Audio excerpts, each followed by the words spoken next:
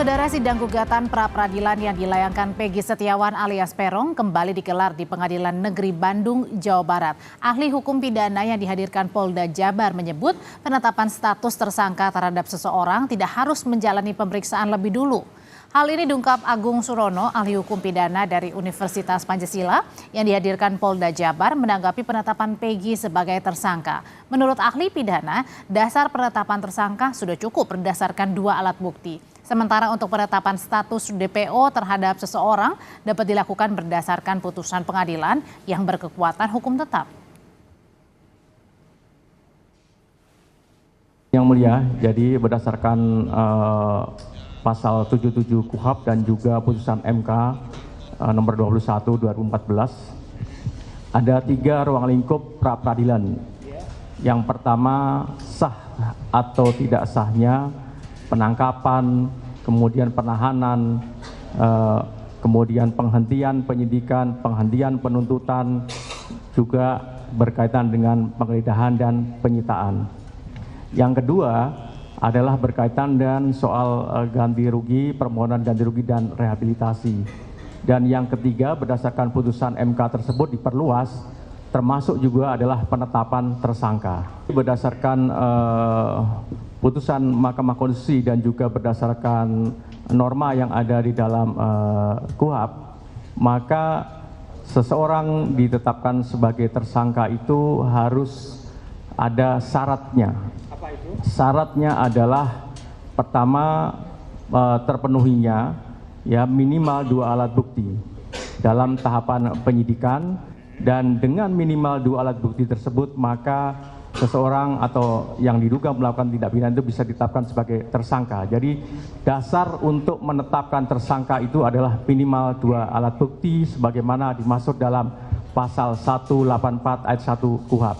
Demikian yang ditetapkan dari DPO itu dari DPO-nya yang mulia ya. Dari DPO tentu di dalam biasanya dalam prosesnya ada katakanlah seperti contoh dalam putusan pengadilan menyebut bahwa seseorang itu menjadi DPO. Biasanya secara eksplisit itu dicantumkan berdasarkan pertimbangan dari hasil putusan pengadilan yang berkekuatan hukum inkrah, maka itu bisa saja dijadikan sebagai dasar untuk menetapkan hal tersebut. Kalau penyidik Perdebatan kembali terjadi saat kuasa hukum Peggy menanyakan penetapan DPO terhadap Peggy sah atau tidak. Kuasa hukum Peggy terus mencecar karena ahli yang dihadirkan tidak menjawab hingga hakim ketua menengahi perdebatan keduanya. Jika mereka menentukan menaikkan dia sebagai DPO tahun 2016, tapi penetapannya tanggal 21 Mei 2024. Apakah itu sah menurut ahli? Mohon izin yang mulia, tadi dalam kaitannya dengan putusan pengadilan tadi dijadikan sebagai petunjuk, dan ketika kemudian penyidik menemukan alat bukti minimal 2. Meragukan keahlianmu kalau begini.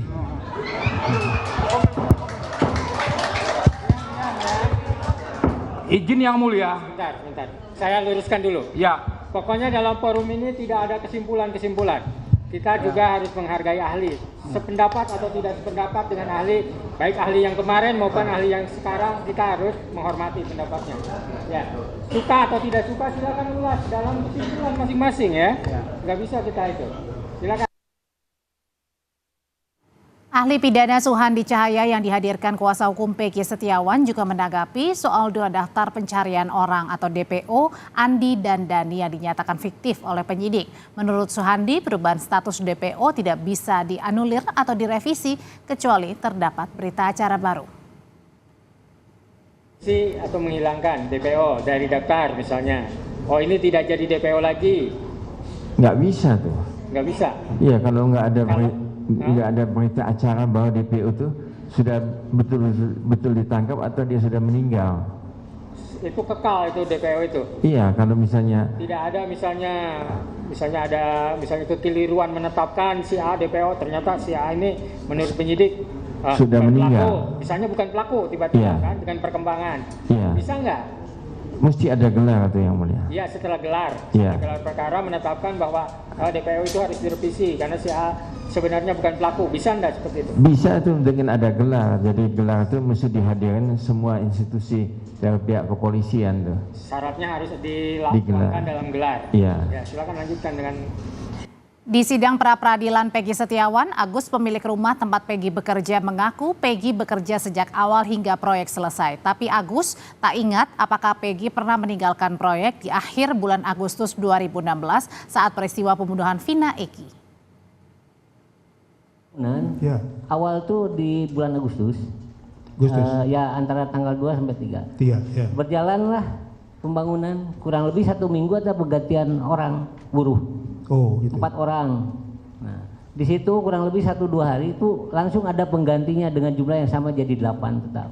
Jadi 8. Ya, setelah itu nggak ada penggantian lagi gitu. Oh ya, abang saya begini saksi ya. Sejak saat itu si Peggy Setiawan yang kita maksudkan sekarang ini sudah ada bekerja di situ atau tidak? Itu memang kalau terakhir ada Pak, Ada. sampai terakhir finishing. Itu ada. yang maksudnya saya Ya. begitu. Di sidang kemarin, pihak kuasa hukum Peggy Setiawan juga menghadirkan teman dekat Peggy, Dede Kurniawan. Saat ditanya tim hukum Polda Jabar, Dede membantah nama alias Peggy adalah Peron. Untuk komunikasi sama Peggy berapa kali di SMS itu? Selain yang tadi ditampilkan. Dari tanggal 29 Juli 2016 sampai terakhir tuh 2021. Oh gitu. Tapi dari teman-temannya Peggy, diantaranya manggil Peggy ada bukan saksi yang ngomong ya. Itu teman-temannya ada yang manggil Berong juga gitu ya.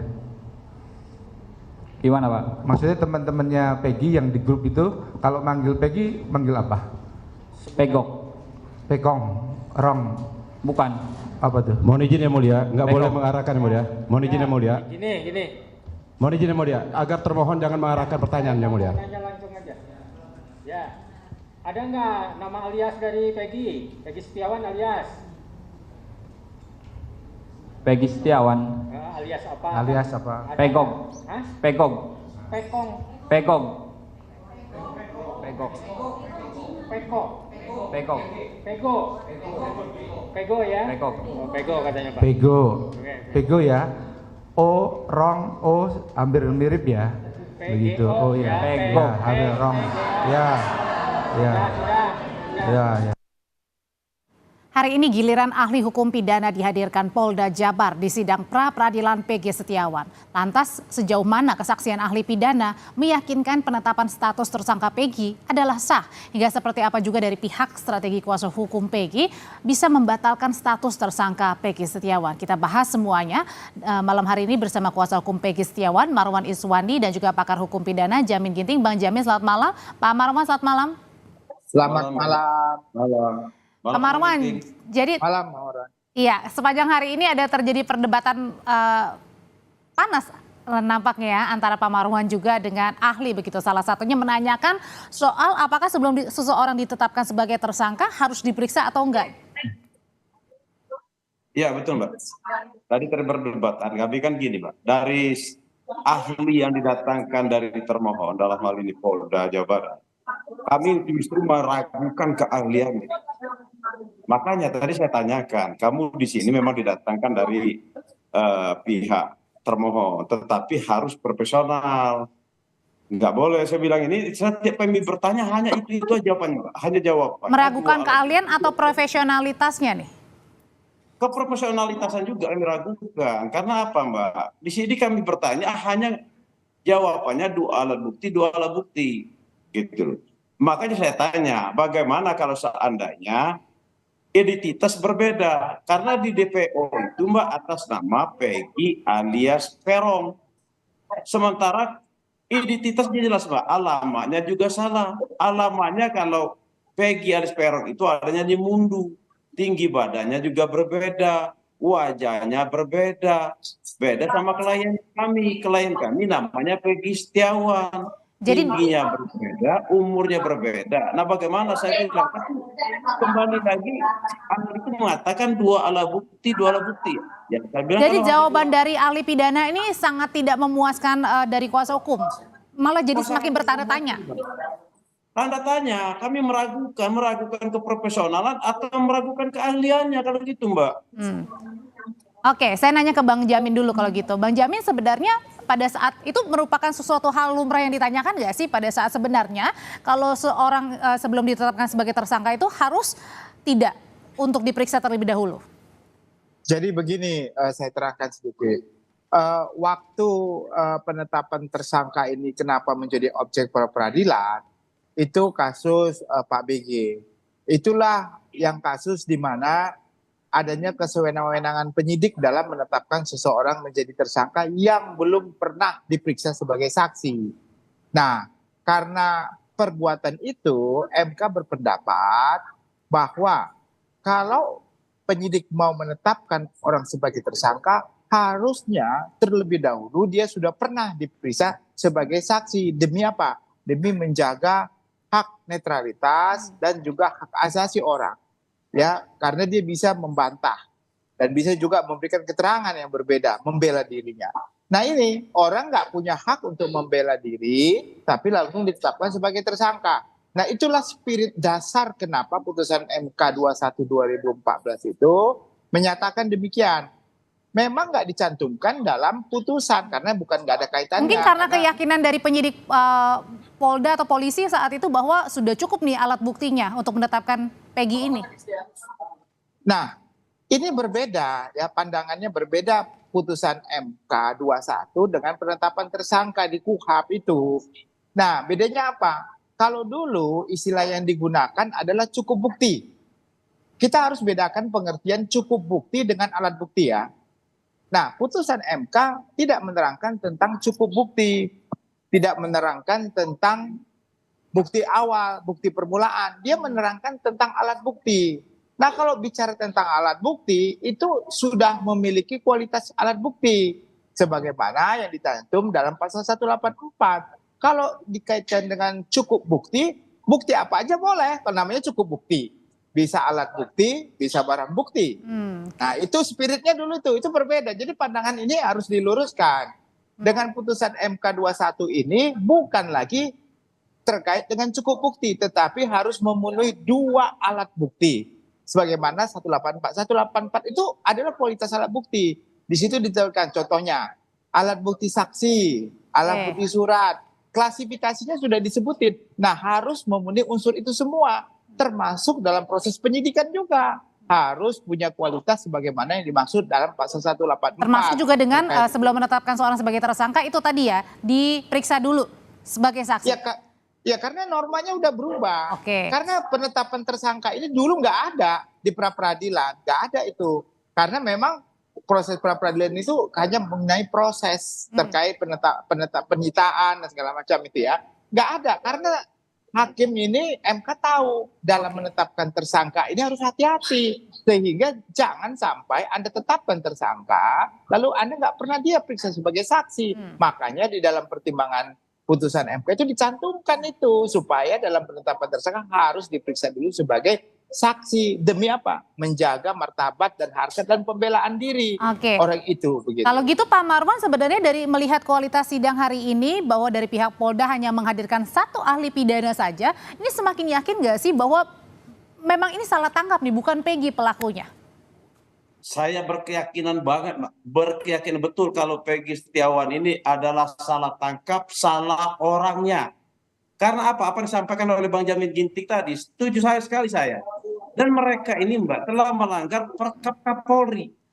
Jadi klien kami Mbak, biar masyarakat tahu, klien kami ini Mbak ditangkap, ditersangkakan dulu, baru dikumpulkan barang alat buktinya. Tapi kemarin Mbak, salah satu ahli yang dihadirkan dari tim kuasa hukum juga menyatakan bahwa penetapan tersangka sah atau tidak itu bukan di ranahnya pra-peradilan.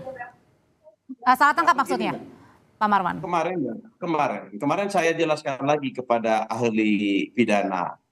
Kemarin saya tanya, bagaimana posisinya si Peggy Setiawan ini dengan uraian rangkuman yang kami ceritakan kami waktu persidangan kemarin, dari ahli pidana itu mengatakan, Mbak, ini harus digugurkan tersangkanya dan Peggy Setiawan segera dibebaskan. Persis seperti itu, Mbak, berbeda sama ahli pidana yang hari ini. Dan mereka ini, Mbak, ya, dari penyidik Polda Jawa Barat ini, Mbak, sudah melanggar Perkap Kapolri juga, Mbak. Perkap Kapolri itu jelas, Mbak, bunyinya, Mbak. Itu ada proses, ini kan bukan tertangkap tangan, Mbak, klien kami ini, Mbak. Dia ditersangkakan tanggal 21 bulan Mei kemarin. Seharusnya sebelum ditersangkakan, dipanggil dulu sebagai saksi. Ada, Mbak, ada pemanggilan saksi, setelah itu gelar perkara. Enggak serta-merta langsung dijadikan tersangka, baru dicarikan alat bukti untuk menjadikan tersangka. Kan lucu nih, Mbak. Bang Jamin, kalau melihat dari peristiwa kemarin dan juga sekarang, kalau kemarin dari tim kuasa hukum Peggy Setiawan ini banyak yang dihadirkan, bukan hanya satu ahli saja, tetapi juga dari rekan kerja Peggy, waktu itu bos Peggy yang pada saat itu bekerja di Bandung. Nah, tapi kalau ini hanya satu ahli pidana yang didatangkan dari pihak polisi, banyaknya yang dihadirkan saksi di pra-peradilan, ini mempengaruhi nggak keyakinan hakim? Kalau kita mengacu kepada pasal 185 terkait dengan saksi, 1000 saksi kualitasnya itu satu saksi, satu alat bukti. Jadi berapa? Cuma memang kalau lebih banyak lebih memberikan keyakinan. Karena kan dalam 183 KUHP itu hakim dalam memutuskan berdasarkan 2 alat bukti dan keyakinan. Jadi keyakinan itu justru memberikan kekuatan kalau banyak saksi yang dihadirkan. Yang pasti setiap saksi itu mempunyai saling keterkaitan antara satu dan lainnya, kan, dan saling mendukung. Nah, kenapa yang saya alami beberapa kali dalam proses pra-peradilan memang kepolisian jarang menghadirkan saksi fakta, karena ini mereka berpandangan kalau saksi fakta kan terkait dengan pokok perkara. Nah, mereka berpandangan bahwasannya nggak perlu kita menghadirkan saksi fakta. Yang adalah kalau mau prosedurnya yang dipersalahkan, penyidiknya yang dipanggil kan. Contohnya ada penekanan, ada ini, dan mereka pasti tidak mau menghadirkan penyidik kan ke sana untuk menyatakan. Tapi masalahnya kayaknya sidang pra-peradilan Peggy ini bukannya sidang pra-peradilan ya, rasa-rasanya seperti sudah masuk pokok perkara ya, sudah sidang beneran nih.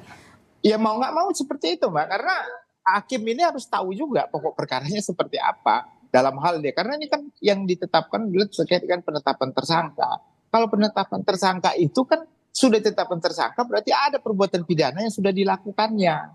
Gitu kan, yang diduga dilakukannya dengan 2 alat bukti. Nah, perbuatan apa? Nah, itu harus diuraikan. Emang begitu. Nah, karena penetapan tersangka inilah. Jadi sekali lagi kalau kontroversi terkait apakah saksi harus diperiksa sebelumnya itu terkait dengan ada penetapan tersangka, itu nggak perlu diperdebatkan lagi sebenarnya ya. Perkap Kapolri, putusan MK sudah ada itu sudah nyata dan memang itu. Nah, sudah ada ketentuannya. Ya, kalau gitu besok kan ini menjadi hari terakhir ya sebelum nanti diputus oleh hakim ya, Pak Marwan ya. Besok adalah kesimpulan ya, betul ya? Ya, Mbak. Oke, jadi besok apa lagi ya mau dihadirkan dalam kesimpulan nih untuk bisa meyakinkan hakim? Enggak, kesimpulan aja, Mbak. Senin udah putusan. Jadi menerima kalau misalnya putusan akhirnya Peggy tetap sah untuk penetapan tersangkanya, artinya nanti langsung mengumpulkan semuanya pada saat sidang nanti. Ya, kalau kami, Mbak, kalau kami tetap optimis, Mbak, kami tetap optimis kalau Peggy Setiawan ini akan digugurkan tersangkanya. Ini optimisme kami, Mbak. Tetapi apa yang Mbak tanya tadi, bagaimana kalau terjadi, kan tidak tertutup semua kemungkinan ya, kan berhadapan sama kami, terpaksa kami harus melakukan ya di pokok perkara, Mbak. Nah, kalau dari Bang Jamin nih, kita berandai-andai dulu ya, Bang, karena pasti publik juga pengen tahu sebenarnya cepat-cepat untuk di hari Senin. Tapi kalau kita boleh lihat lah dari jalannya Senin, Selasa, Rabu, Kamis, kemarin dan sekarang terutama dalam menghadirkan ahli maupun juga saksi, kira-kira dikabulkan atau enggak nih pra-peradilan Peggy? Aduh, saya sulit untuk berandai-andai ya. Tetapi kalau saya mau jujur terkait dengan berapa klausula yang dimohonkan ya, apakah penyitaan kan sudah jelas ya, artinya polisi juga nggak menghadirkan adanya izin atau persetujuan dari ketua pengadilan terkait penyitaan. Kemungkinan itu lebih kuat ya. Terkait dengan penetapan tersangka, kita nggak bisa berandai-andai, tapi dengan tidak disebutkannya atau pernah diperiksanya, sebagian hakim ada yang memutuskan, ada sah, ada sebagian juga tidak memutuskan sahnya. Nah itulah namanya peradilan kita itu kan tidak binding by jurisprudence gitu ya, tidak mengikat. Bang Jamin, Ya, gitu. nah kalau misalnya ini kan peristiwanya pembunuhan ya, ada korban tewas. Nah tapi kemudian misalnya salah satunya disebutkan akun Facebooknya Peggy ini disita gitu. Nah ini ada kaitannya nggak dengan status Facebooknya Peggy pada saat sebelum tanggal kejadian dan setelah tanggal kejadian? Ya itu kan harus ada scientific crime investigation terkait dengan itu ya. Apakah dia akan menunjukkan komunikasi pembicaraan, apakah dia akan menunjukkan lokasi di mana dia berada pada saat kejadian terjadi. Nah itu banyak sekali ya kegunaannya begitu. Kalau merasa penyidik merasa perlu, sebenarnya apa aja boleh mereka sita gitu. Mau Facebook, mau apa, itu tuh hak mereka lah. Jadi nggak harus berbentuk fisik ya, misalnya apa alat yang dipukul oleh pelaku? Dia sulit ya untuk membuktikan ini, itu sebuah untuk petunjuk saja ya, bukti surat. Karena dalam konteks pembunuhan, alat bukti elektronik itu nggak bisa jadikan sebagai alat bukti ya. Karena KUHP kita yang sekarang ini, yang belum berlaku, yang berlaku sekarang, alat bukti elektronik itu nggak bisa jadi alat bukti. Ya cuma sebagai barang bukti bisa, bukti petunjuk bisa. Karena di 184 itu transaksi elektronik, data elektronik, itu bukan menjadi alat bukti yang sah gitu. Oke, balik lagi ke soal kemarin ya dalam sidang yang terakhir adalah soal penggunaan juga ya nama alias Peggy itu adalah Peron seperti itu. Nah tapi ini semua nanti kita akan tunggu ya di hari Senin apa keputusan atau finalisasinya dari hakim, dan besok ada di kesimpulan dari pihak pemohon maupun juga termohon. Terima kasih Pak Marwan, terima kasih Bang Jamin, sehat selalu Bapak-bapak.